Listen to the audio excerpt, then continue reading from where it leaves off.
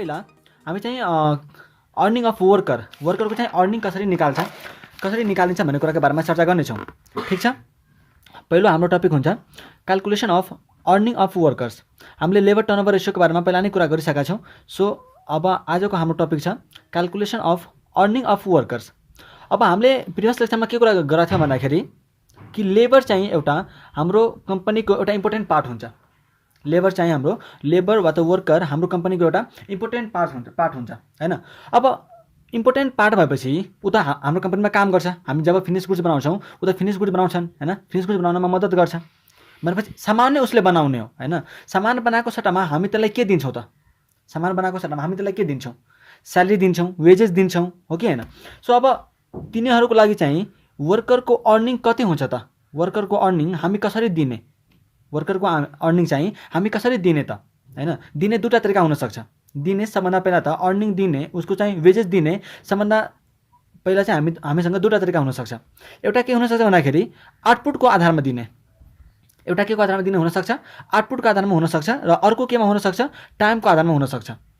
अब कुनै कम्पनीले चाहिँ आउटपुटको अनुसारले अर्निङ वेजेस दिएको हुन सक्छ, कुनै कम्पनीले चाहिँ टाइमको आधारमा दिएको हुन सक्छ। जस्तै आउटपुटको अनुसारले कसरी हुन सक्छ भन्दाखेरि कि तिमी हैन 8 घण्टा काम गर या त 10 घण्टा काम गर, मलाई मतलब छैन। तिमी एउटा पिस बनायौ कि तिमीले 2 रुपैयाँ पायौ हैन। उसले के भन्न सक्छ भन्दाखेरि कि तिमीले चाहिँ 8 घण्टा काम गर या त 10 घण्टा काम गर, मलाई केही मतलब छैन, तर तिमी एउटा युनिट बनाउँछौ भनेपछि म तिमीलाई 2 रुपैयाँ दिन्छु। अब तिमी दिनको जतिवटा युनिट बनाउँछौ तिमी त्यति हैन पर युनिटका दरले तिम्रो वेजेस पाउँछौ। अब अर्को कम्पनीले के फलो गर्न सक्छ भन्दाखेरि कि तिमीले अब जतिवटा युनिट बनाऊ मलाई मतलब छैन, तर तिमीले 8 घण्टा चाहिँ काम गरेको हुनुपर्छ। तिमीले 8 घण्टामा जतिवटा युनिट बनाऊ मलाई मतलब छैन, तर तिमीले यदि 8 घण्टा काम गर्यो भने म तिमीलाई पर घण्टाको दरले ₹2 पर आवर चाहिँ दिन्छु। त्यसरी बन्न सक्छ हैन। एउटा मैले इक्जाम्पल लिएको हो। अब के भयो? वेजेस दिने हामीसँग दुईटा तरिका हुने भयो। एउटा चाहिँ आउटपुटको आधारमा दिन सकिन्छ, अर्को चाहिँ हामीले टाइमको आधारमा दिन सकिन्छ।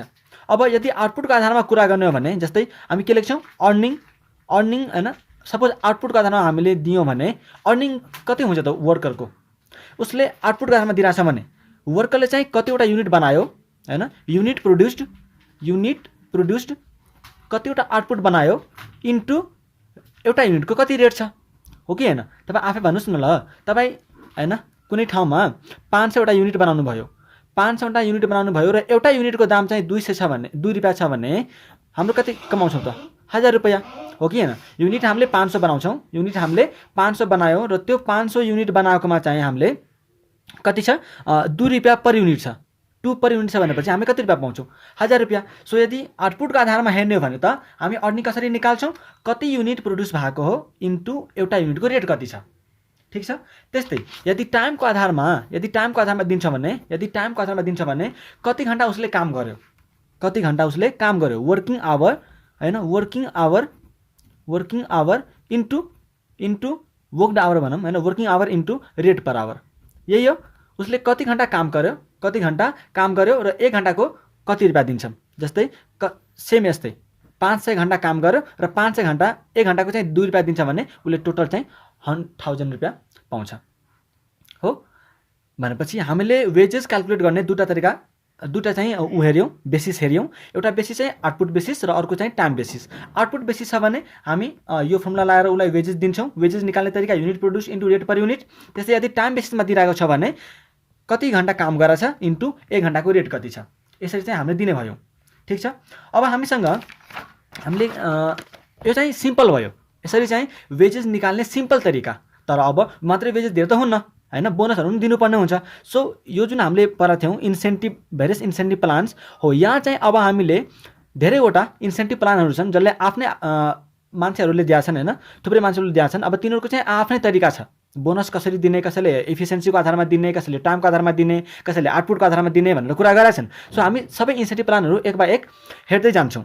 अहिले हामीले के भन्यो भन्दाखेरि इम्प्लोइ कस्ट हैन, इम्प्लोइहरूको चाहिँ वेजेस निकाल्न सिक्यौँ, त्यो पनि सिम्पल तरिकाले। बेसिक चाहिँ हाम्रो जहाँ पनि यही रहन्छ। हामी जुनसुकै यता हामीले जुन पढ्यौँ नि यहाँ कि धेरै हामीसँग इन्सेन्टिभ प्लानहरू छ हो, हामीले जुनसुकै इन्सेन्टिभ प्लानमा गए पनि हाम्रो जुन बेसिक वेज हुन्छ नि, बेसिक वेज यो त बेसिक वेज भयो नि त, इन्सेन्टिभ त पछि आउँछ हैन। इन्सेन्टिभ त हामीले एडिसनल दिने हो नि त, बेसिक वेज त पहिला दिनु पऱ्यो, पहिला बेसिक वेज दिन्छ अनि बल्ल एडिसन हामी दिन्छौँ भनेपछि कुनै पनि इन्सेन्टिभ प्लान होस् बेसिक वेज त हाम्रो यही हुने हो, बेसिक वेज हाम्रो यही हुन्छ। आउटपुटको बेसिसमा छ भने यो अनुसारले भयो, टाइमको बेसिसमा छ भने यो अनुसारले भयो, ठिक छ। अब तपाईँ एकचोटि यहाँ हेर्नु होला, हामीले उसको बारेमा कुरा गरेका थियौँ, लेबर कस्टको बारेमा, लेबर टर्नओभर रेसियोको बारेमा। अब यहाँ अलिकति हामी आइडल टाइमको बारेमा कुरा गर्छौँ हैन, अलिकति हामी आइडल टाइमको बारेमा कुरा गर्छौँ अनि त्यसपछि चाहिँ हामी तपाईँलाई यता इन्सेन्टिभ प्लानहरूतिर जान्छौँ, ठिक छ। पहिला हामी अलिकति आइडल टाइमको बारेमा कुरा गरौँ। आइडल टाइम भनेको कस्तो टाइम हो भन्दाखेरि नि त्यो टाइममा चाहिँ हामी लेबरलाई पेड गर्छौँ तर प्रोडक्सन चाहिँ हुँदैन। आइडल टाइम भनेको त्यस्तो टाइम हो जुन टाइमको लागि हामी लेबरलाई चाहिँ पे गर्छौँ तर त्यो टाइममा चाहिँ हाम्रो आउटपुट चाहिँ अप्टेन भएको हुँदैन। भनेपछि जस्तै सपोज लेबरहरू आउँदा हैन, जस्तै कम्पनीमा आयो हैन, अब के कम्पनीमा आउने बित्तिकै उसले काम गर्न थाल्छ त हैन। कतिपय अब कुनै म्यानुफ्याक्चरिङ कम्पनीमा के हुन्छ भन्दाखेरि जब इम्प्लोइजहरू आउँछन् हैन, उनीहरूको अब मेसिन स्टार्ट गर्नुपर्ने हुन्छ हैन, कता के गर्नुपर्ने हुन्छ, आफ्नो लुगासुगा लाउनुपर्ने हुन्छ हैन, त्यसमा त नर्मल टाइम जान्छ हो कि हैन। त्यो हाम्रो के भन्दाखेरि अब त्यो टाइमको लागि के हामी उसलाई वेजेस दिइरहेको हुन्नौँ, वेजेस पनि दिइरहेको हुन्छ नि त हामीले, त्यो टाइमको पनि वेजेस दिइरहेको हुन्छौँ तर त्यो टाइम चाहिँ के हो त नर्मल टाइम हो हैन, त्यो त लाग्नै पर्छ, त्यतिकै नलागेको त हुन्न। अब आजै त मैले मेसिनलाई प्लगमा लगाएर त जान्न भोलिको लागि हो कि हैन। सो अब प्रतिदिन आउँदा चाहिँ उसले मेसिनलाई त्यो इन्स्टल हैन, यताउता चाहिँ के लाउनु पर्ने हुन्छ हैन। सो धेरै किसिमका तयारीहरू गर्नुपर्ने हुन्छ मेसिन काम गर्नलाई, त्यस्तो टाइमलाई चाहिँ हामीले आइडल टाइम भन्छौँ। अब त्यो आइडल टाइममा पनि त्यसलाई चाहिँ आइडल टाइमलाई पनि हामीले दुई भागमा चाहिँ क्लासिफाई गर्न सक्छौँ। एउटा चाहिँ हामीले नर्मल आइडल टाइम भन्छौँ र अर्को चाहिँ एबनर्मल आइडल टाइम भन्छौँ। नर्मल आइडल टाइम भनेको जुन चाहिँ अनएभोइडेबल हो हैन, जुन चाहिँ हुन्छ हामी जे गरे पनि त्यसलाई चाहिँ इग्नोर गर्न सक्दैनौँ। जस्तै हामीले अहिले कुरा गऱ्यौँ जुन उसले आएर चाहिँ मेसिनलाई त्यो मिलाउनु पर्ने हुन्छ, प्लग सग लाउनु पर्ने हुन्छ हैन, मेसिनको के तेलहरू यताउता के गर्नुपर्ने हुन्छ हैन, केमिकलहरू हाल्नुपर्ने हुन्छ।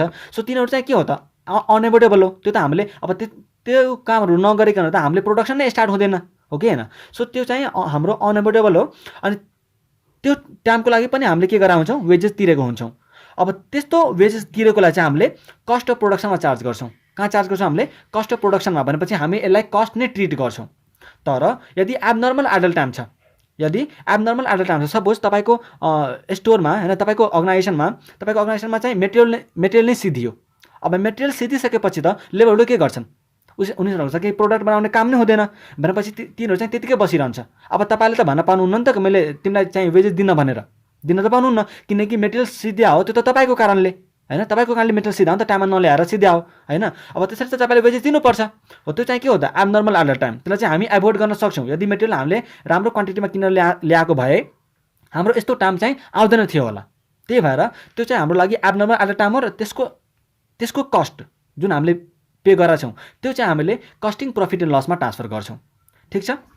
र अब हामीले जुन अहिले कुरा गरेका थियौँ बेसिक फर्मुला, यदि टाइमको बेसिसमा दिइरहेको छ भने working hour into rate per hour भयो, कति घन्टा काम गरेछ इन्टु 1 घन्टाको रेट चाहिँ कति छ। त्यस्तै यदि पिस रेट आउटपुटको बेसिसमा छ भने उसले कतिवटा युनिट बनायो र एउटा युनिटको रेट कति छ भन्ने हिसाबले हामी चाहिँ दिन्छौँ, ठिक छ। अब त्यस्तै यहाँ जुन इफेक्टिभ वर्किङ आवर निकाल्ने बेलामा हामी actual working our minus idle time गर्छौँ। सबै टाइमको चाहिँ हामी पैसा दिँदैनौँ, हामी आइडल टाइम घटाएर जुन टाइम हुन्छ त्यो टाइमको चाहिँ मात्रै पैसा दिन्छौँ, ठिक छ। अब सेकेन्डमा हामीले के भनेको थियौँ कि हामी डिफ्रेन्ट इन्सेन्टिभ होइन भेरियस इन्सेन्टिभ प्लानहरू पढ्नेछौँ।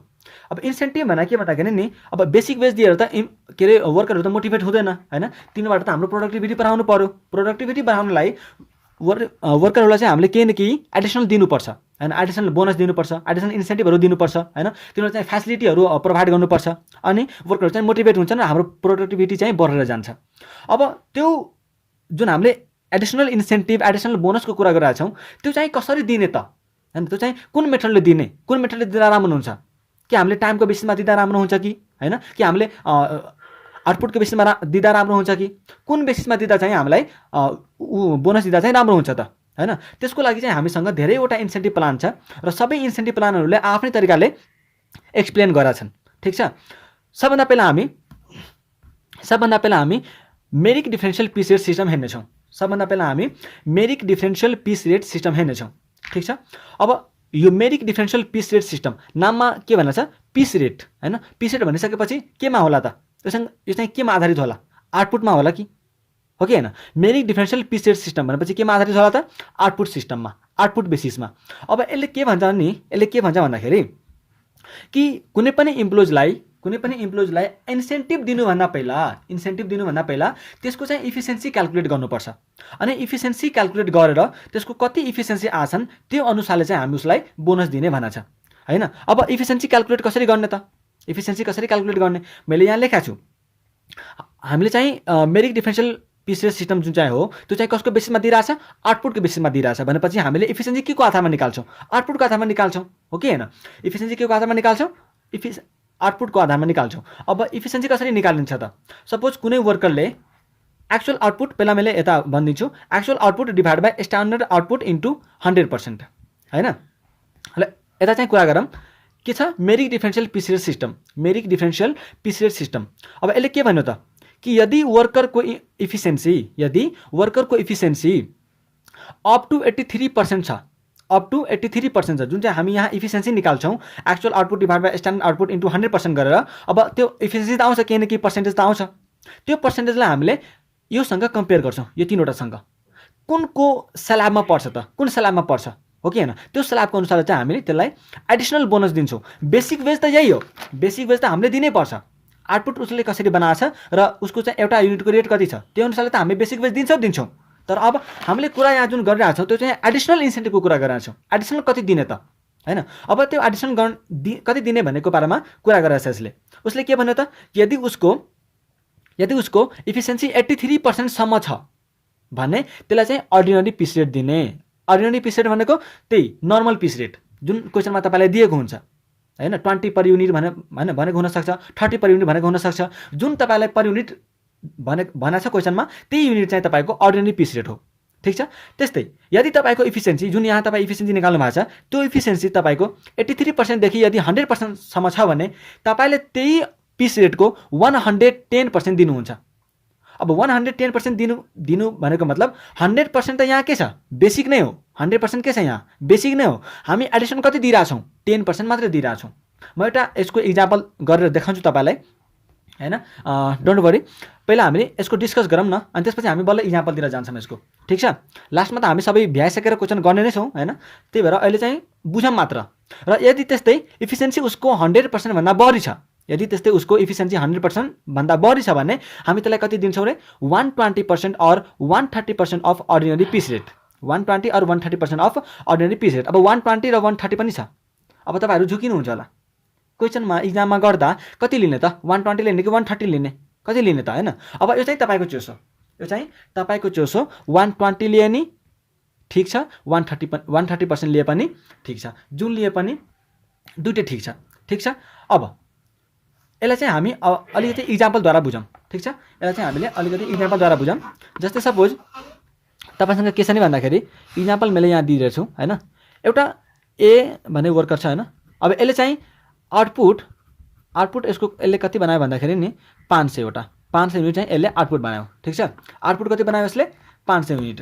त्यस्तै स्ट्यान्डर्ड आउटपुट चाहिँ कति थियो भन्दाखेरि, स्ट्यान्डर्ड आउटपुट चाहिँ एउटा प्रत्येक कम्पनीमा के हुन्छ भन्दाखेरि नि स्ट्यान्डर्ड आउटपुट चाहिँ राखेको हुन्छ कि 8 घण्टा काम गरेको मान्छेले यतिवटा युनिट त मिनिमम बनाउनै पर्छ। त्यो चाहिँ एउटा स्ट्यान्डर्ड तोकिएको हुन्छ हैन। अब सपोज यसले चाहिँ पुरै वर्किङ आवरमा काम गरेर 500वटा युनिट बनायो, तर स्ट्यान्डर्ड आउटपुट चाहिँ हामीले 2-3वटा केस गर्छौँ। एउटा केस राखौँ पहिला, केस 1 स्ट्यान्डर्ड आउटपुट कति, सपोज यहाँ मैले राखेँ 400। त्यस्तै केस 2 मैले राख्छु, केस 2 हैन, केस 2 भनेर राख्छु मैले स्ट्यान्डर्ड आउटपुट भनेर 500 नै राखौँ। ल 500 नै राखौँ। र अर्को केस 3 भनेर राखौँ स्ट्यान्डर्ड आउटपुट 600। ठिक छ। अब पहिला त हामीले र रेट पर युनिट पनि लेखिदिउँ। Rate per unit is equal to 20 per unit. Suppose 20 per unit छ। ठिक छ। यति भइसकेपछि अब तपाईँलाई हामी के बुझिरहेको थियौँ मैले, मेरिक differential piece rate system, मेरिक differential piece rate system. अब यहाँ हामीले के कुरा गरेका छौँ कि यसको इफिसियन्सी पहिला चेक गर्ने। पहिला त बेसिक वेज दिनु पर्यो, पहिला त के दिनु पर्यो, बेसिक वेज दिनु पर्यो। ल पहिला केस 1 तिर जाऊँ, बेसिक वेज पहिला दिउँ। ल basic wage is equal to basic wage. अब आउटपुटको अनुसारले के थियो हाम्रो, के पराएको थियौँ हामीले, आउटपुट उसले कति प्रड्युस गराछ, र एउटा युनिटको रेट कति छ। केस 1 मा चाहिँ उसले कतिवटा युनिट आउटपुट प्रड्युस गराछ त 400, अनि एउटा युनिटको कस्ट रेट पर युनिट कति छ, एउटा युनिटको रेट कति छ 20, भनेपछि उसले कति पाउँछ त 8000 पाउँछ हैन। अब केस 1 कै कुरा गर्ने हो भने एडिसनल बोनस कसरी दिने त, मेरिट डिफरेन्शियल पिसेट सिस्टमको अनुसारले हामी के निकाल्छौँ, इफिसियन्सी, किनकि उसले के भनेछ इफिसियन्सी कति पर्सेन्ट छ हैन, कतिदेखि कति पर्सेन्ट छ त्यो अनुसारले चाहिँ तिमीले उसलाई बोनस देऊ भनेछ। भनेपछि हामीले पहिला त के निकाल्नु पर्यो, उसको इफिसियन्सी कति छ। अब इफिसियन्सी क्याल्कुलेट गर्नलाई इफिसियन्सी हामी क्याल्कुलेट गर्छौँ।